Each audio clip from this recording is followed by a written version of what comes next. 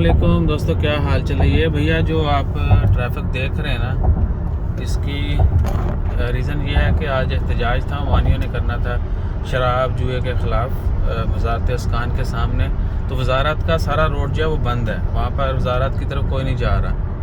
تو اس لیے یہاں جانے والوں کا تھوڑا زیادہ ہے، کیونکہ موسٹلی لوگ پارٹیسپیٹ کرنے کے لیے جا رہے ہیں. اور یہ جتنی بھی گاڑیاں موسٹلی عمانیز ہیں، کیونکہ عمانیوں نے احتجاج کرنا تھا آج، اور ہمیں بھی کرنا چاہیے. اللہ تعالیٰ ہم سب کو دین پر قائم رکھے اور شریعت کے مطابق چلنے کی توفیق عطا فرمائے.